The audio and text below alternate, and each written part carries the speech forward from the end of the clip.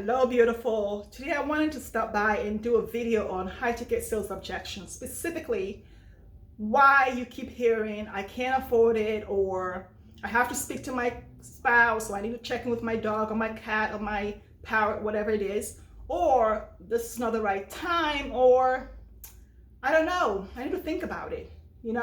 Whatever the objections are that you're coming across in your high ticket sales conversations, they're not odd, they're not special. Everyone has an objection. That's the beauty of life. When we come to the end of our comfort zone, which is the sales conversation, and we get there, we know we're about to make that leap to create the life, the business, the relationship, or the health that we want. There's some fear. There's some resistance. The resistance is natural. Resistance is like gravity. It's just there, and you cannot get rid of it. But today I'm going to show you, I'm going to, reflect to you 5 different places that you can look when your client, your potential client, is having resistance in the call or is coming up with objections, whatever the objection is.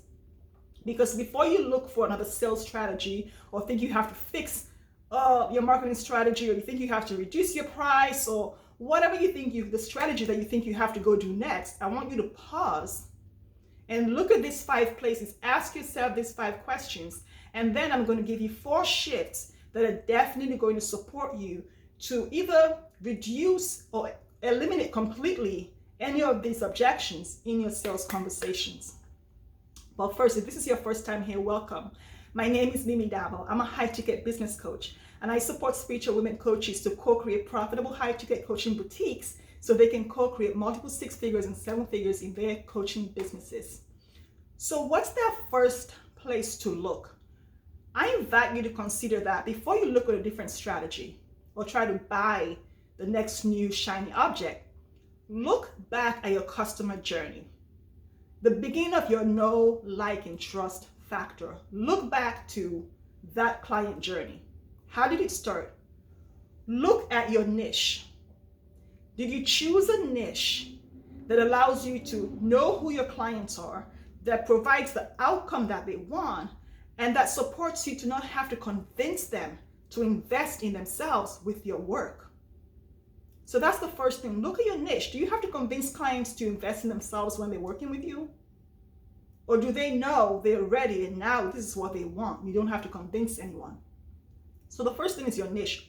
Really look at your niche. And you might have to narrow down a little bit. Then the next step is to look at your offer. Does your offer clearly, and I mean look at your offer right now. Let's make this experiential. Does it clearly articulate just one specific outcome or result that your client really wants right now? So look at your offer. Does it really articulate just one specific result, or does it have 10 different things and it's all confusing and they don't what does it do? What do I get when I work with you? What does your offer? What does it say the outcome is? Then look at your positioning. How are you positioned? Are you the obvious choice, or do they have to flip a coin to decide between you and the next person? Are you positioned as the person who can be that one that offers the key to the lock on the door that they want to open for the rest of their life? Look at your positioning. Then look at your messaging. Does it clearly communicate the results that they're going to create? Does it clearly communicate to them the outcome you guys are going to co-create together? Does your messaging clearly articulate the value? How does it articulate the value? Is it in their language? Do they understand the words you're using? Is it jargon or industry standard words? Or do they know you're talking to them? Are you in their head? Do they see your message and say, oh my gosh, it's like she's hiding in my closet, or oh my gosh, she's in my refrigerator, oh my God, where have you been all my life? I've been looking for you. How do you know that? That's exactly what I'm thinking. Does your messaging say that? And next, look at your marketing, okay? That's the 5th thing. Look at your marketing. Does it articulate how working with you is different from every other thing they've done that has not worked? And here's the thing. A lot of times when you look at marketing, it just says what everybody else is saying. But how is your offer different? What makes it unique? What makes it the thing that's going to create the exponential result they want this time around? Because they've done all the things. They've read all the books. They've taken all the courses. They've downloaded all the ebooks and all the PDFs. They have the playbook, but now they want something that's going to create exponential results that the last 25 things did not give them. So how does your message, your marketing say that, yes, this is the last stop? Everything you've tried stops right here.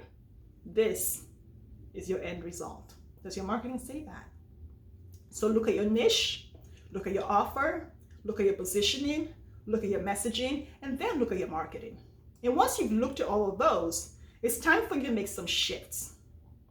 The first one is to really understand the value that you offer. Like really know what the value of your work is and own it. Like own it.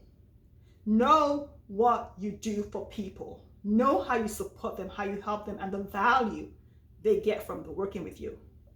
Learn how to articulate that. That's the second thing. Articulate it. Because you might know the value, but are you articulating correctly? Do they see it when you speak it? Do they see it in your webinars? Do they see it in your videos? Do they see it in your Facebook Lives, in your blogging, in your emails? Do they see it? 3, does your signature system show up everywhere? So everything I talk about, the niche, the positioning, the marketing, the messaging, the sales, everything is part of my signature system. It shows up in every video I make, every email I send out, every blog post. You see my signature system, all 7 steps of my system. Is your signature system everywhere, or is the first time they're going to find out about it on the phone? Have they ever heard you talk about niching if you're a business coach? Have you talked about branding? Have you talked about habits if you're a health coach? Like, what do you talk about? Is it something that allows them to see themselves on a journey from the beginning to the end? Every conversation you have should have them see themselves on this journey.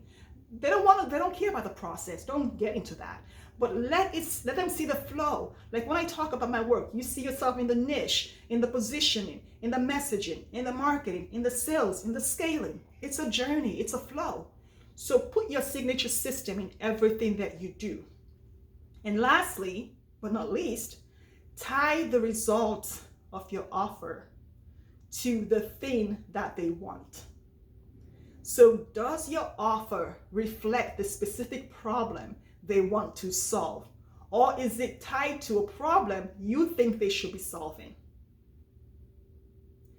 Does your offer solve the problem they want? Is it tied to the result they want? Is it tied to the problem they want to solve, the outcome they want? Or is it tied to what you think they want to solve?